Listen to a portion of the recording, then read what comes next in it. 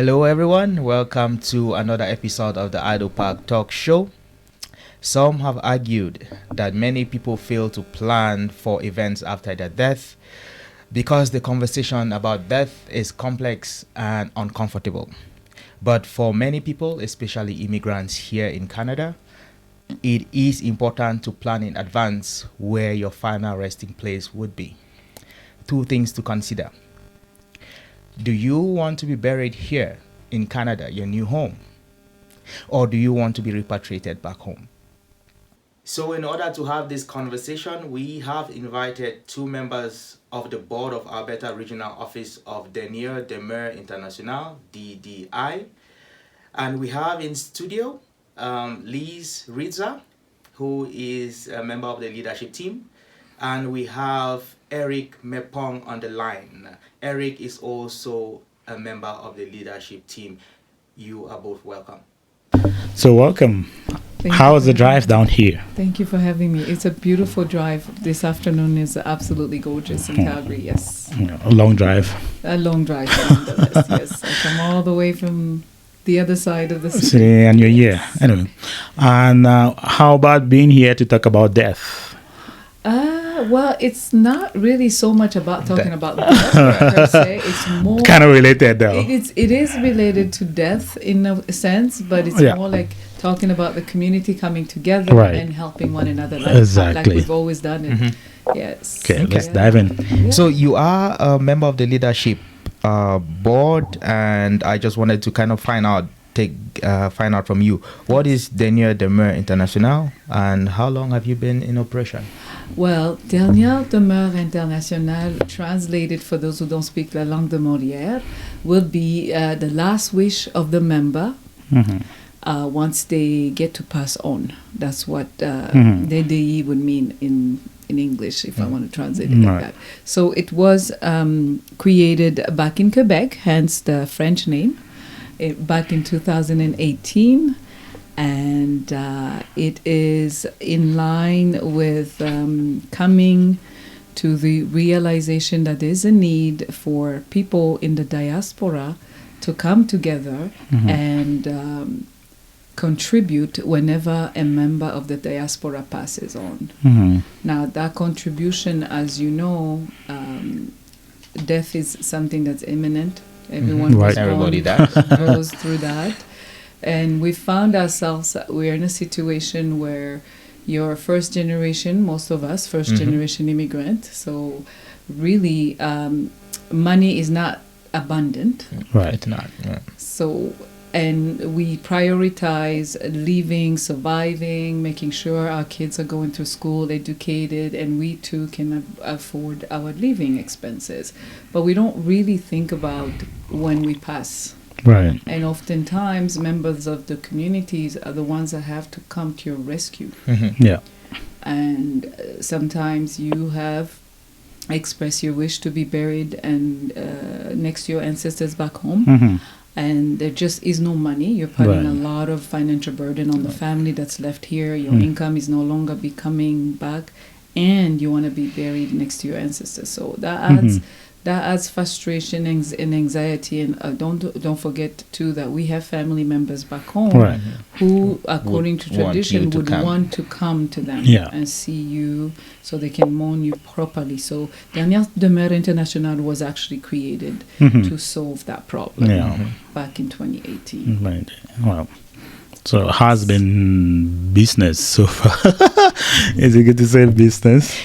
I think what my brother here is trying to ask is how has the public here, the African public here, received this initiative?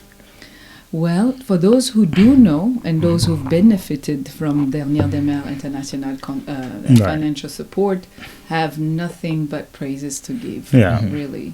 Because think about it, you're in a situation where death occurs, you seldom have any money, and you are part of an organization that in a matter of few clicks were able to send a message to all the members advising that so-and-so has passed on and that we need to contribute. and that money is put together and it's presented. And it's not just the check that we present. We also go and present our condolences on behalf of the Dernière Demeure Internationale community. Yes. So if I get you guys right, this is different from the insurance that is out there. I think there's something insurance related that kind of does the same thing, but you guys are not really an insurance company. No, we're not an insurance company per se. We're more like a community. Comes, okay. Yes, because we're trying to resolve the issue that often comes whenever somebody passes on. Right. You have to refer to GoFundMe. Yeah. And it's not often that you assemble enough funds to bury your loved ones, but with DDE, it's guaranteed that you're gonna be receiving at least $10,000, and that you're gonna be able to respect your family member's last wish, whether it's to be buried here or be sent home and be buried next to your ancestors. Awesome. And I also think it's important to note that programs like these are important for people like us, because not every one of us is able to get a life insurance or whatever that insurance may be, right? Some of us may not qualify, and for programs like this, I would assume, and again you can clarify, what are the criteria? Do we go to see if there's any pre-existing conditions? Do we look at all of that? What are the criteria of becoming a member of the DDI? Yes. It's very simple, actually, but of course, given your age. Let me just go back before I answer that question to let you know that it's not very uncommon for people that come from Motherland to not understand the concept of insurance. Because, I mean, think about the way we live back home. I think it's safe to say you are alive today, you go through life, and whenever anything happens to your neighbor or your friends, you ought to contribute. Right. There's never a question of, I'm not going to help. Because you know when it's your turn, then they're going to do the same. But here, the concept of having insurance is making sure that even if members of the community cannot come together, you have that money set aside so your family can replace your income, bury you, and what have you.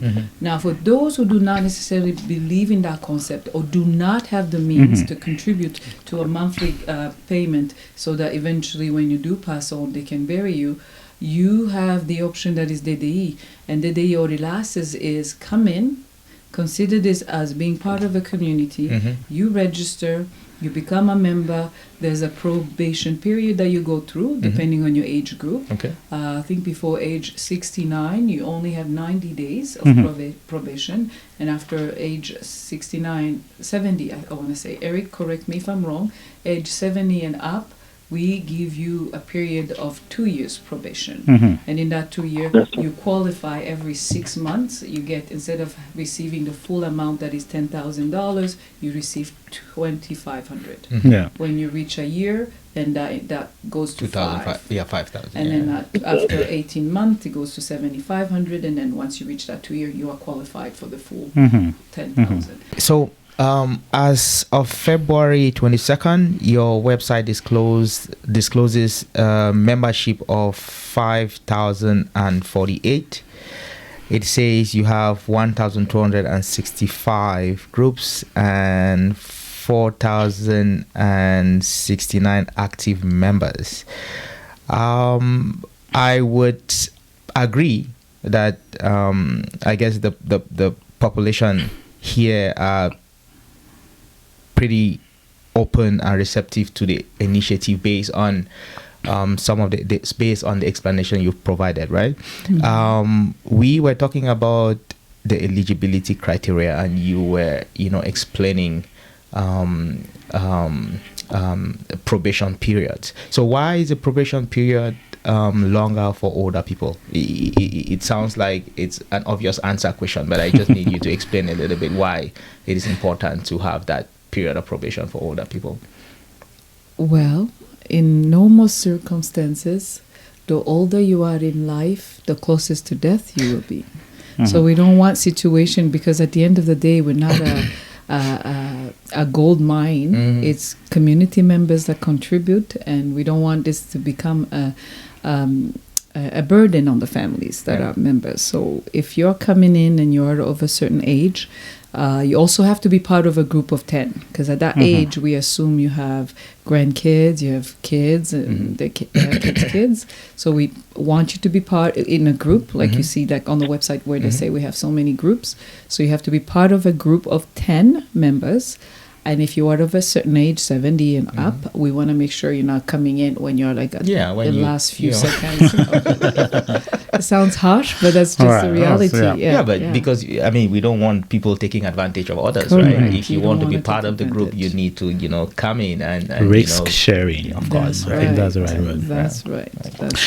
We're going to come and talk a little bit more about your program and what, but let's talk a little about death. Very uncomfortable topic. Is it, do you feel like we as immigrants, I get that's mostly your target population, we find ourselves where we a lot of us have the urge to go back home when we pass and be closer to our ancestors. Do you think that has changed over time, having been in Canada for a little while? I don't think it has changed, especially for first-generation immigrants. Right. If you were the first person here and you brought kids, they would not understand it the same way you do when you feel that love for motherland. You want to go back, yet your life is here. You have the kids, they have grown, they have built their successful lives to themselves. But you still feel like... yes, you awarded them the opportunity to come and be better or be afforded better lives. But to you, it's like, okay, I've done my due diligence. Now it's time to go back. I think it's just where you were born. You always want to go back where you were born. I guess it's just an observation for me. Over the years, there are people who are increasingly choosing to be buried here. It's just an observation. But there's definitely a need for people who still find that strong connection to be able to go back to where they were born and be buried there and enjoy that. Definitely. And this is what the day offers, and you don't have to break the bank to do it. You just need to come and be part of the community, and you put it in your last wish, and we will do everything we can, because we've even partnered with some funeral homes here that can help us do that. So it's an organization that has seen the need, definitely, and we're there helping, trying to resolve that. Exactly. So I have a question I'll direct it to Eric. I just wanted to find out, I mean, with COVID, many people have passed, and at some point it was impossible to get people back home. People were buried as soon as they died. What was your experience like with your members who may have passed away during that period, and who maybe had wanted to go home but couldn't because of the regulations and the immediacy of the demands of COVID? Sure. Well, what I would say about it is that during the COVID pandemic, we actually were lucky that any member in our community in organization didn't go through that because I don't know if I would say that it's a luck or it's just a situation, but in our case, we did not have any case during that pandemic where they have to be buried directly here. However, DDI, since it's the legal organization here in Canada, if that could have happened, we will just unfortunately have to follow the rules. If the organization, we have to go by the rules of the government, and but within the organization, we didn't have any case. Now, going on top of that, if I may add something according to the question that you asked initially about how people receive that program, it wasn't easy in the beginning. Just to let you know, it wasn't easy in the beginning because, as you said, people are really scared talking about death. But we have to do like a door-to-door to convince people to join the organization. And some people actually have to see a really case happening in our community to join it. Like when a situation happened, they saw how we handled the situation from A to Z, That's how people in their community join the group. Because some people are really, people don't believe it right away unless they see an actual situation happen. So it's just an add-on that I would like to bring on top of what Liz said earlier. Awesome. Yeah. Liz, Yes. practically, how is this conversation about death happening with people? How does it happen with people? Well, you always want to go to the closest friends that you have, members of your family. If you've already come to understand the idea here, you are now the one who leads the registration, and you make sure you add everyone. Because think about it, you here in Canada, and you might have brothers and sisters or other members of your extended family in other parts that are under the coverage of Dernière Demeure Internationale. We should have mentioned that too. We are in Europe and in North America for the moment. Okay. So, so you are telling yourself, okay, if anything were to happen to Uncle so-and-so who is in Belgium, my family in Africa is going to be like, can you help to make sure he's brought back home? So you're going to have that conversation with him and say, there is this an organization that caters to people who want to go back and be buried, or if you don't have insurance, we can still take care of it locally as well. If you wish to be buried where you all currently are. But I would encourage you to join. But if you see they're a little bit reluctant, which is all to happen, you take it upon you now to register them under you. And yes, like a conversation like this would also happen when we talk to other community leaders. I'm a community leader myself, and I would have conversations with my community members, and I will send them link, and I would encourage them to join, and I would also help them if, because you have to navigate through a website, and there are a few steps that you have to go to. So you have to make sure you not only approach it from a point of you are dying tomorrow. No, you have to do it in a gentle way, but also bring in the reality that is if anything happens today, how are we going to bury you? Are we going to go fund me? Which might not even take place, which might not be realistic, but if you are part of the day, you know it's a guaranteed thing. And oftentimes when there's like death that is so close to them, and you bring that conversation, I know it sounds kind of like, oh my gosh, I'm cheesy. Yeah, right. But you have that conversation like with the recent killing of our brother from South Sudan here.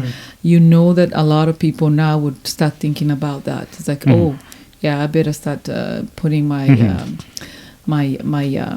my wish and be part of something that I know is going to guarantee that I'm buried according to my will. So yeah, that's how it happens. But it's not an easy conversation. It's not. I imagine it's not nobody's comfortable talking about death. No, especially our people, because there's just so much stigma around it, and I don't understand because we are the ones that observe even more traditions when you compare it to the people in North America. They know they're born, they know they need to set aside money, insurance, life insurance, death insurance, or what have you. And when it happens, it's just like, have you ever seen, like, I'm going to say a little funny story here, but I don't know, it's very seldom to see our brothers, the way they do funerals in the white man's family versus a black man's family. It's straight to the point. It's very emotional in our part, but theirs, I always see them very well dressed, a beautiful casket, beautiful flowers, just sit there, glasses.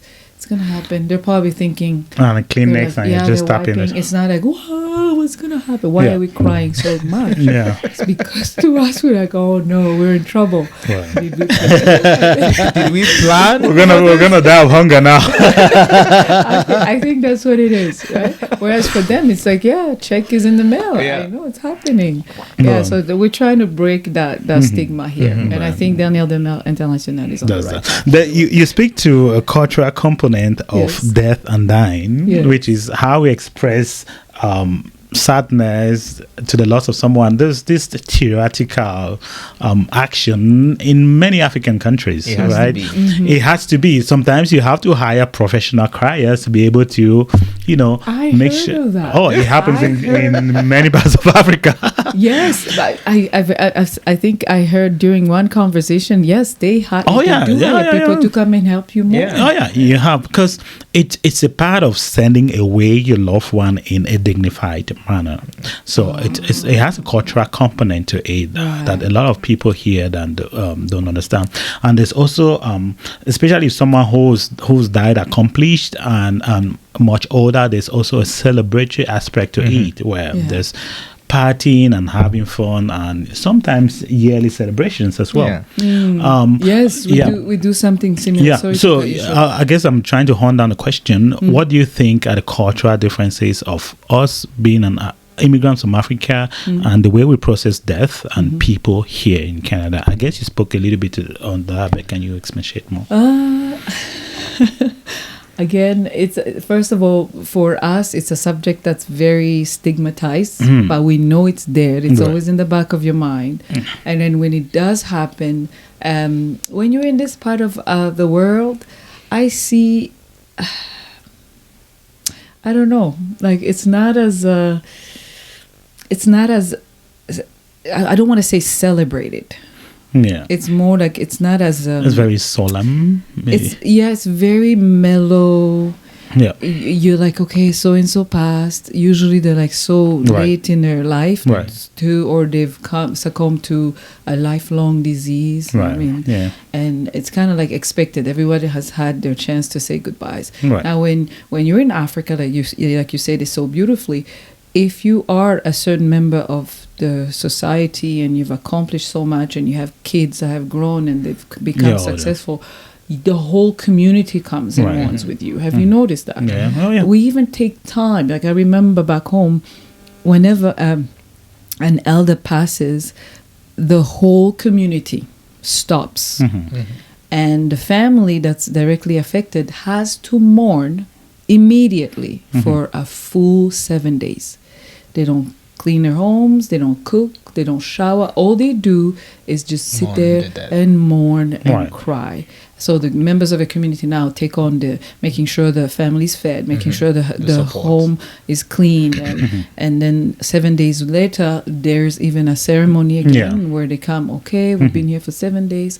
Then they go away, and a year again they come back to check on you. So there's definitely a big difference when you look at the way it is celebrated here versus back home. I think it's quite tricky to see how death can bring communities together in a certain way. Like you find families or communities fighting each other for land for stuff. But once somebody dies, they put all that aside and they are all coming together to mourn the past. I think it's a very unique. Right. It's also important to maybe throw a little wedge. It also depends on who dies too. I don't know. From my experience, like a little kid who dies is quite different from an adult who dies. Yeah, they still have to do 3 days of mourning according to my tradition. But there's not a lot of celebratory aspect to losing a kid. We definitely for my experience, we don't hire no mourners. The mother, of course, she's given that time to mourn because the mom is the one who's lost their child, and that's very heavy on them. And they take as much time as they want to mourn. Here, I was even surprised to find out that you are only given 5 days if it's a member of your family. Forget it. If it's an uncle, if it's an uncle, you're not given 5 days. It has to be a direct member of your family. So there's that sharp difference. So we just adapt to the situation. Yes, that's true. Talking about benefits, and I'll direct this question to Eric, who's on the line. Talking about benefits, I went through your website on research for this program, and I read that DDI's website, of course, reports that QPI, which I'll need you to explain what it is at $2.25 per member per death. And again, I think I'd like you to explain what QPI is and how did you arrive at 2.25?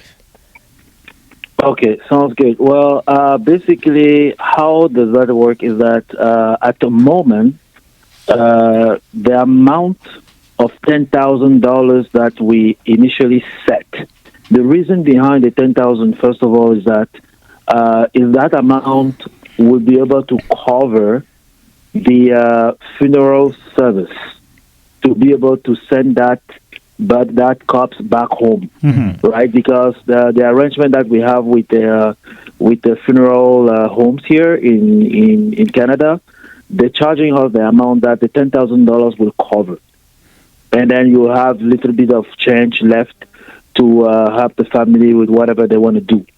So according to the $10,000, the number of members that we are, which is right now at the moment what we're talking, we are up to 5,073 member. But on those 5,073, there is only 4,102 people that are actually active. The rest of the people are either they're in probation.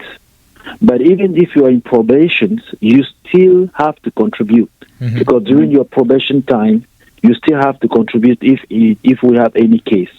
So the amount of $2 is actually today, as of today, the QPI, which is the amount per member, the contribution per member is $2.23 per member, and that amount arrived with just divide the $10,000 by 5,073, and then each member, whenever you have to contribute, there is a 5 cents add-on on each contribution, and that 5 cents actually is what I call administrative contribution, because as this organization is running, there is administration fees, if you may call it the way it is, like bank maintenance at the bank or any administrative service among the organization. So there is a 0.5, which is 5 cents, add on top of the amount that each member is paying. So that's why we come up with the $2 and $2.23 up to today. But as Liz said in the beginning, that amount, the 10,000, will be upgrade anytime soon. We are talking about it because the initial amount was $17,000. But you understand that if we go straight with the $17, the amount per person will be a little bit high, and the organization behind the idea behind the organization is that less money each one can pay, the better will be, because the idea is that at the end of the day, if each member can just contribute 1 cent in case of any situation, that is a goal. The goal is that whenever we have a situation, if everyone can just contribute 1 cent, that will be the goal. And we are working toward. That's why more people we are in the organization, the better it is for everybody.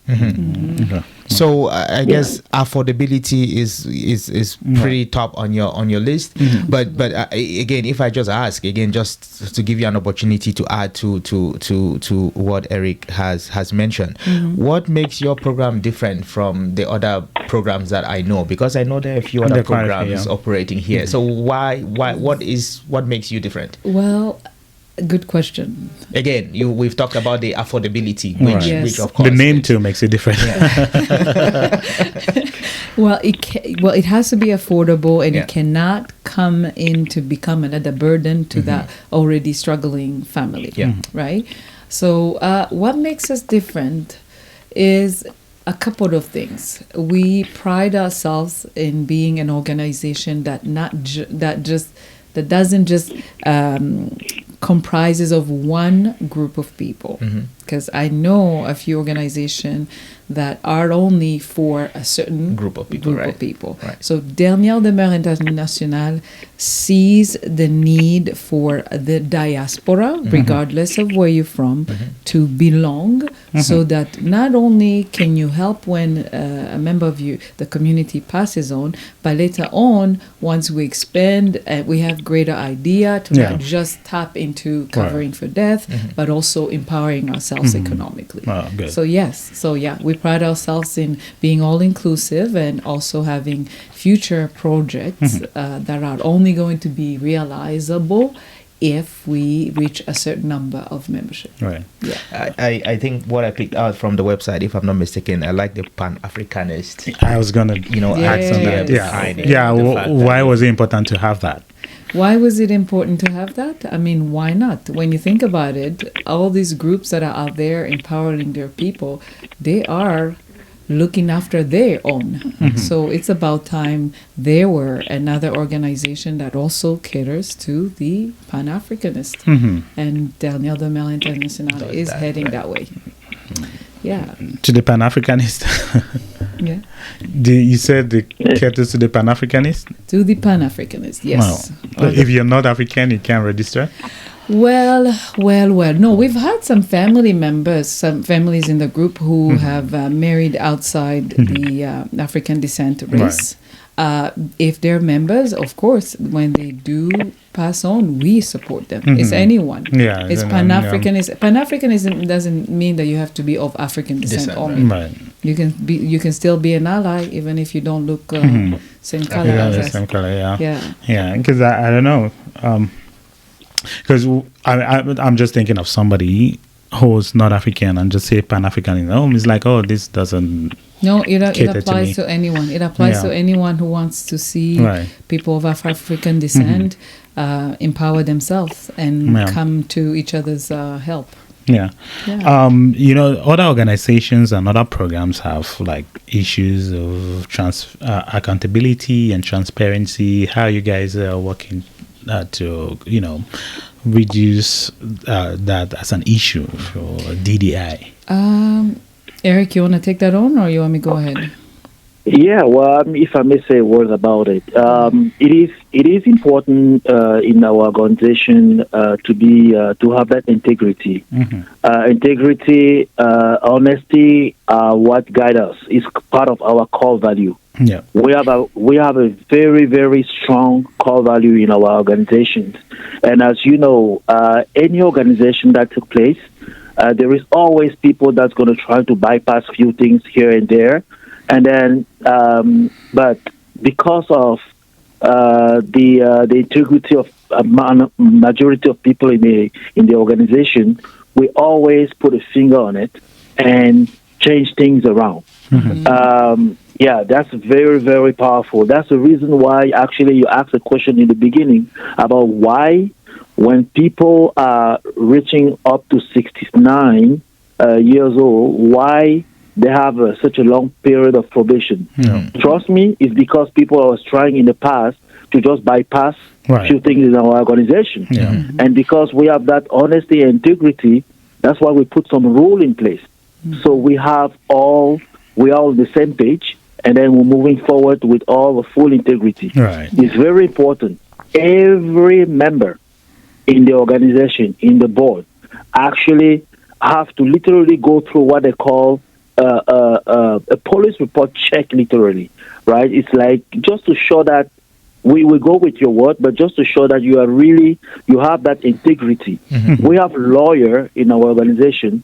We have people that are accountant. We have all people in all categories in that organization. So just to show you that actually DDI, we are here, and you can read integrity in our face. That's what got us. Yeah, and in the same token, whenever there's a call to contribute, you can rest assured that it goes through a rigorous testing and making sure we have all the paperwork in place. There is no that no one can come around and play fraud. We make sure that it's well investigated before we can launch the call for people to contribute. Yes.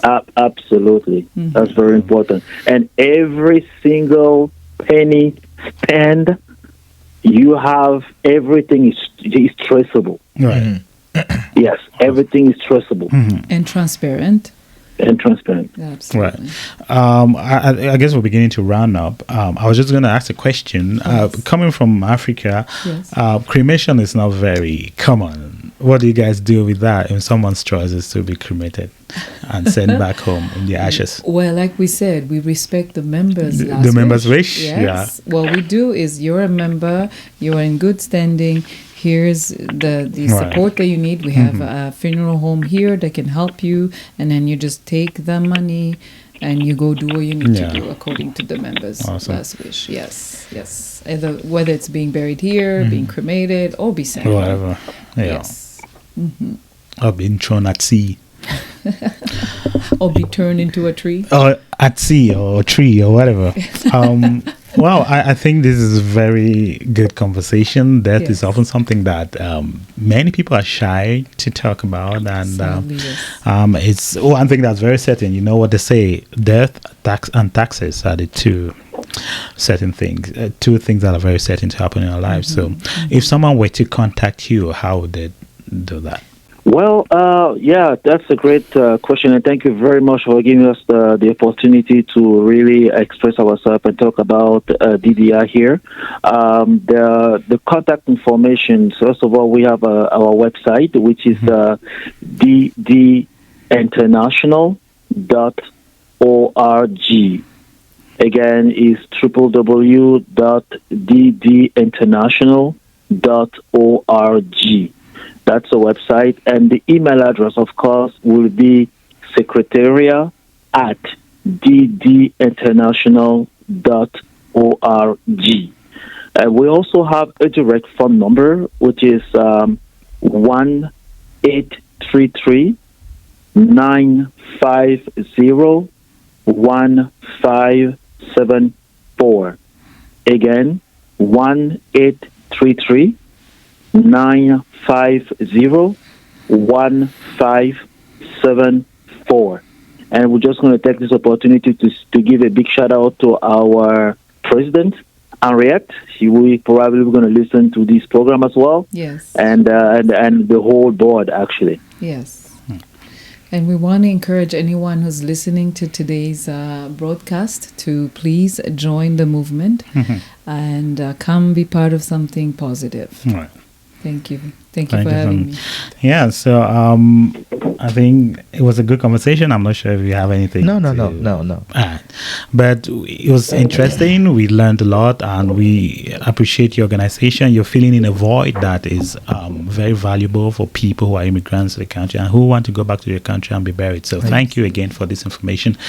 We ask our viewers to please check their website. You just listen to their website. They have a phone number. You can contact them. We'll have it on our website, on our YouTube channel, on our Facebook as well, so you can get to them by those means. This was a fun conversation. Thank you guys for coming. Thank you, Eric, for being here. This is the Idle Park Talk Show, and we were joined by Lise Riza.